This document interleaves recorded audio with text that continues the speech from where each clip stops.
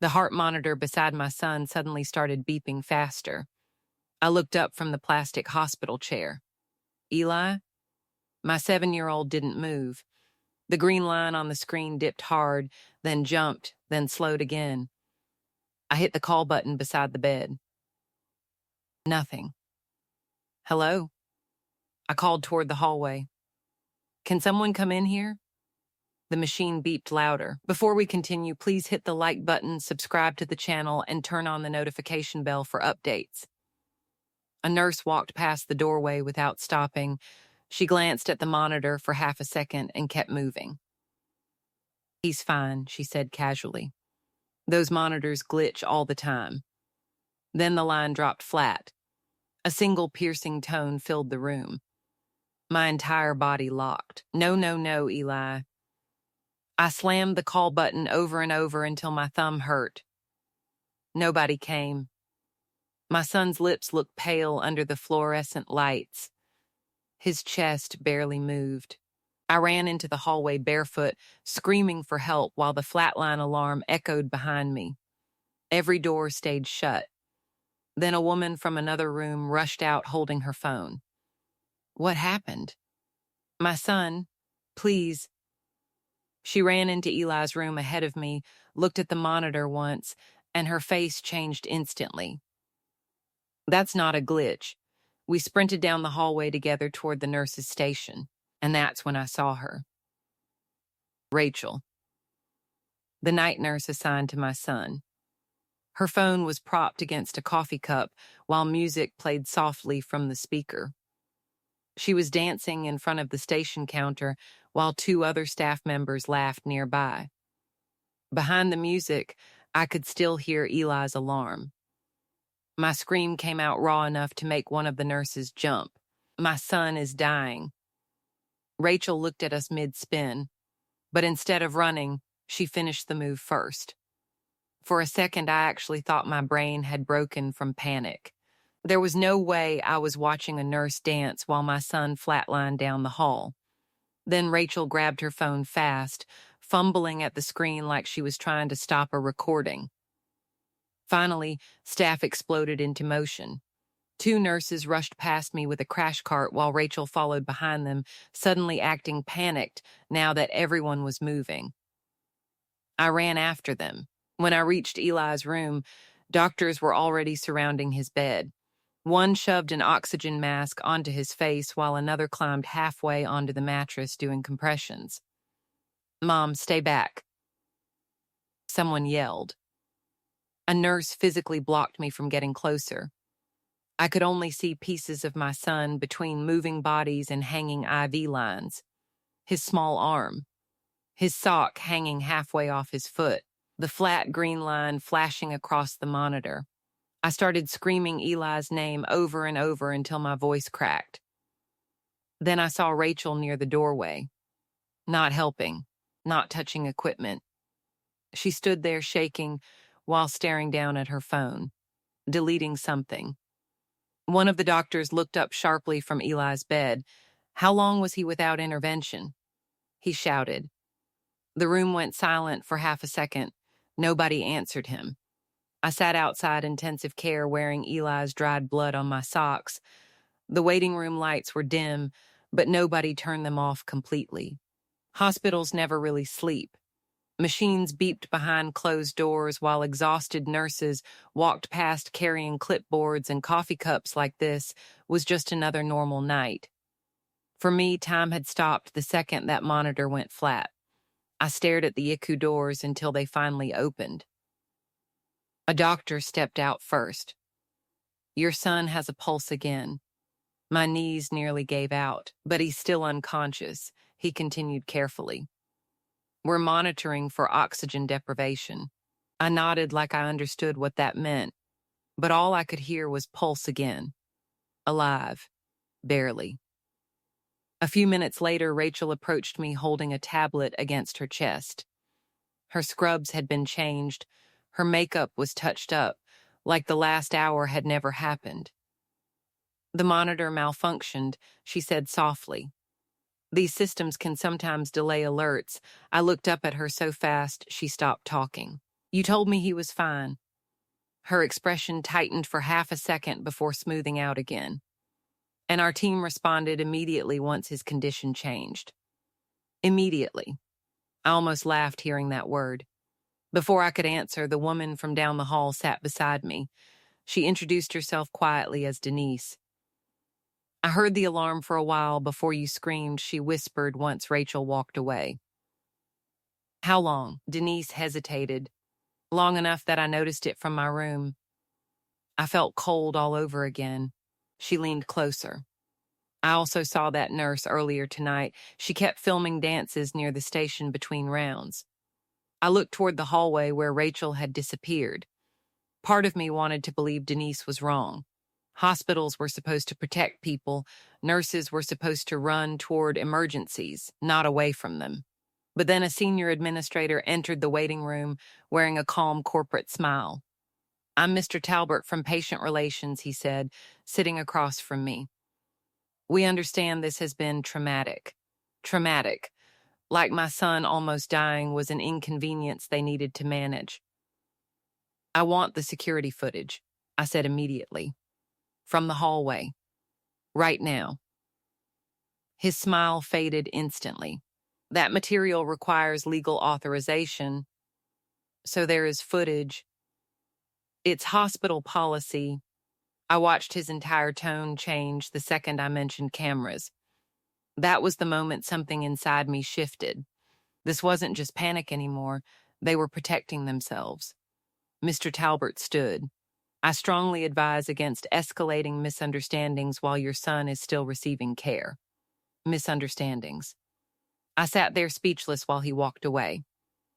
Later, when I returned toward Eli's room, I slowed near the corner after hearing Rachel's voice. She stood beside another nurse near a supply cart. Rachel gave a nervous laugh. Just make sure your timestamps match. I froze. The other nurse noticed me first, and both of them immediately stopped talking. Neither said another word as I walked past. I reached Eli's room and looked through the glass window into the ICU.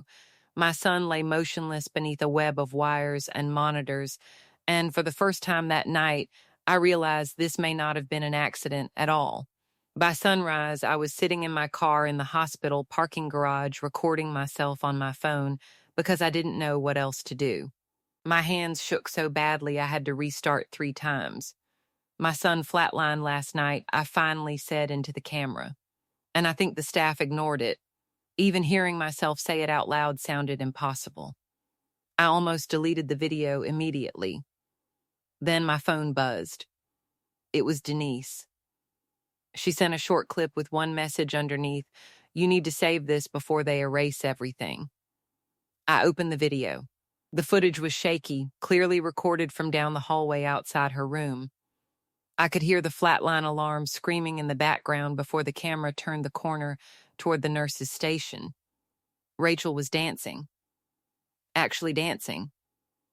Music played quietly from her phone while she smiled at the screen and repeated the same move twice, like she was filming multiple takes. The alarm kept blaring the entire time. My stomach turned so violently I had to pause the video. 10 minutes later, I uploaded it. By noon, everything exploded. Local Facebook groups started reposting the clip. Then TikTok pages picked it up. Then reporters started calling. Comments flooded in faster than I could read them. I thought your story sounded exaggerated until I saw the video. My daughter almost died at that hospital too. That nurse should be in jail. But mixed between them were other comments. You're exploiting your kid for attention. Hospitals don't ignore dying children. This is probably edited. When I returned upstairs, 2 security guards were suddenly stationed near the pediatric wing entrance. One stopped me. Can I see your visitor badge? I stared at him. I'm Eli's mother. We just need to verify movement in restricted areas. Movement. Like I was the threat now. Inside Eli's room, a man in a dark suit introduced himself as hospital legal counsel. We're deeply sorry for your experience, he said smoothly while placing paperwork on the tray table. These documents simply help maintain patient privacy during ongoing review. I scanned the pages, confidentiality clauses, media restrictions. I pushed them back toward him. I'm not signing anything. His polite expression hardened slightly. I'd encourage you to think carefully before allowing online misinformation to spread. Misinformation? I asked. He stood without answering. That afternoon, Rachel released her own statement online. I watched it on my phone while sitting beside Eli's bed. With misinformation circulating online, she said calmly into the camera, I want to clarify that all emergency procedures were followed appropriately. I nearly threw my phone across the room. The comments beneath her video split into war zones. Some people defended her. Others demanded arrests. Then Denise entered quietly carrying coffee. There's something else, she said. She replayed her original video and turned the volume higher. Listen carefully. At first, all I heard was the alarm. Then Denise pointed at the waveform pattern. My husband's a paramedic, she said. That isn't a normal monitor warning. I looked at her. That's a code blue escalation alarm, she whispered. It only sounds when someone's vitals are critically failing. The room suddenly felt smaller. Rachel hadn't ignored a minor alert. She heard an emergency code, and she kept dancing anyway. That evening, as reporters crowded outside the hospital entrance, one woman from a local news station pulled me aside. There's someone inside the hospital asking for you, she said quietly. Who? They wouldn't give a name. She glanced around before lowering her voice further. But they said if you want the truth, they'll meet you tonight. Off the record, the hospital parking garage smelled like oil and wet concrete. I stood beside my car, clutching my phone, while headlights passed through the lower level in slow flashes. Every sound made me jump. Then a man in blue scrubs stepped out from between two parked cars. You Nadin? I nodded carefully. He kept looking over his shoulder. I can't stay long. He introduced himself as Marco, a respiratory therapist who worked overnight in pediatrics. The nurse from the video? He said quietly. Rachel's been warned before. My chest tightened. How many times? At least twice officially. Probably more unofficially. He rubbed his face nervously. People complained she filmed TikToks during shifts. Supervisors knew. Then why was she still there? Marco gave a bitter laugh. Because her videos got attention online. The hospital loved it when she tagged the pediatric wing. For a second, I couldn't even process what he was saying. They knew. Marco pulled folded papers from his jacket pocket. These are monitor logs from your son's room. I grabbed them fast. Rows of timestamps ran down the pages. Heart rate drops, oxygen alerts, escalation warnings. I looked up. These times don't match the records they gave me. They don't, Marco said. According to the official chart, intervention started almost immediately. He pointed lower on the page. But these logs show your son was crashing for several minutes before anyone responded. Several minutes. I felt sick all over again, imagining Eli lying there alone while Rachel danced down the hall. They altered the timeline, I whispered. Marco didn't answer directly. He didn't need to. Suddenly, headlights turned into the garage level. A hospital security vehicle.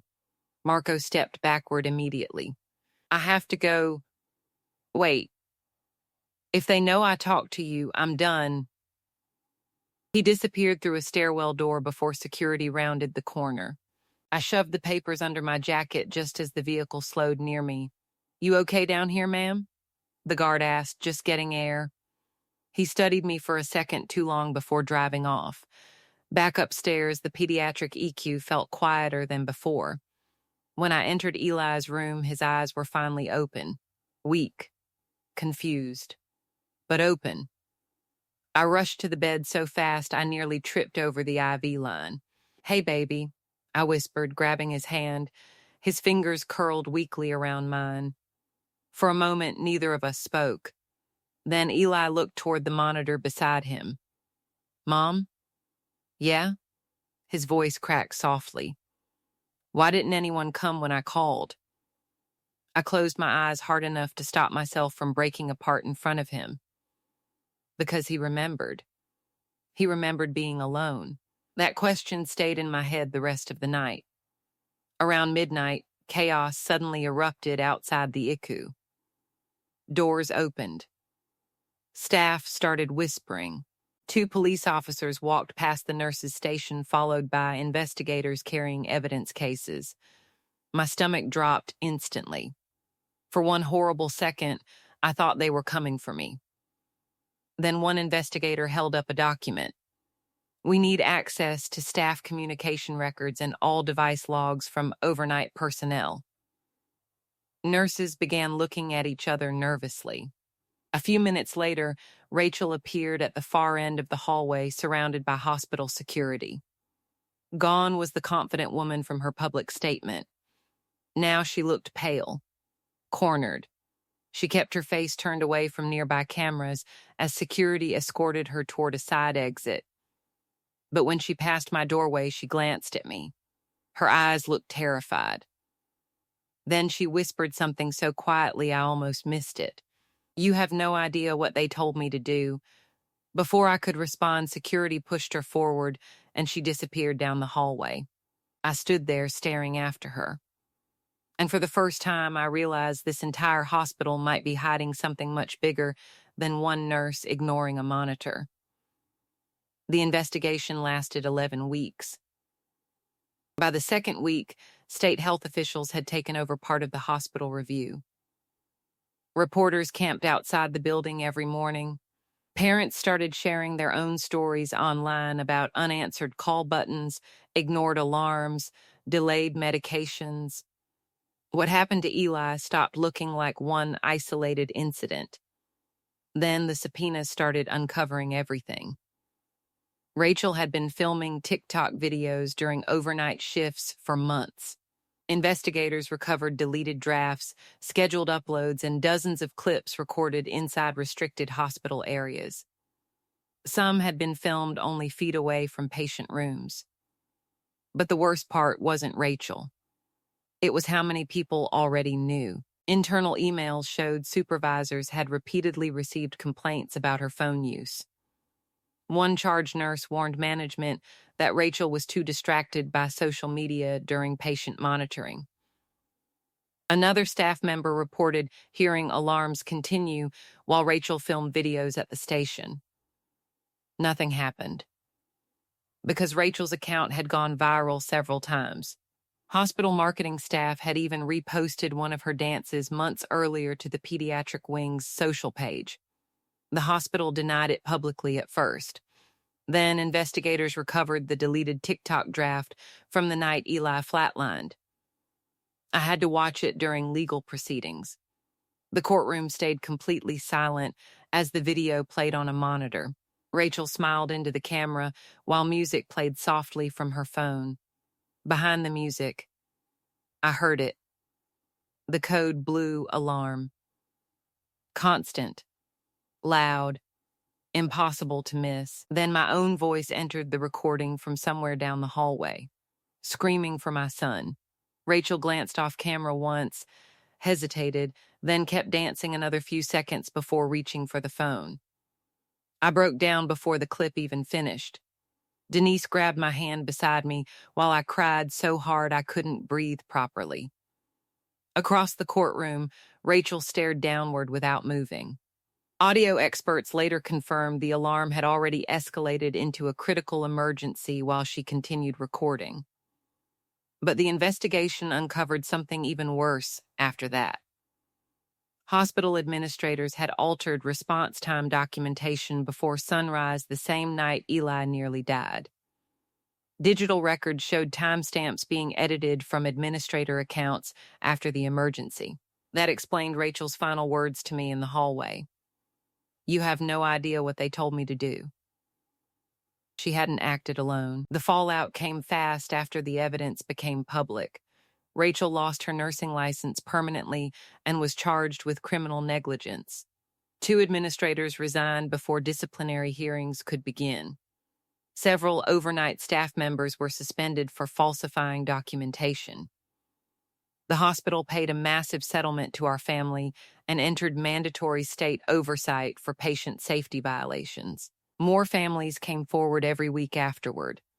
One mother testified that her infant's oxygen alarm had gone unanswered for nearly 10 minutes months earlier. Another father described nurses ignoring repeated emergency calls overnight. The hospital spent years building a reputation people trusted. It collapsed in less than a month.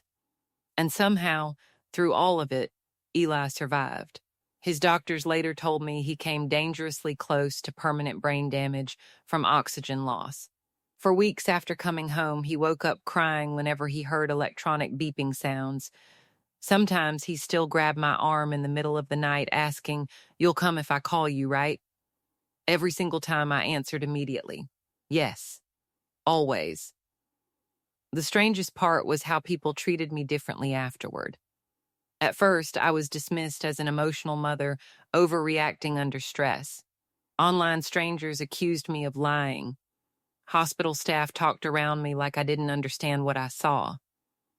But once the truth came out, reporters started calling me the mother who exposed the scandal.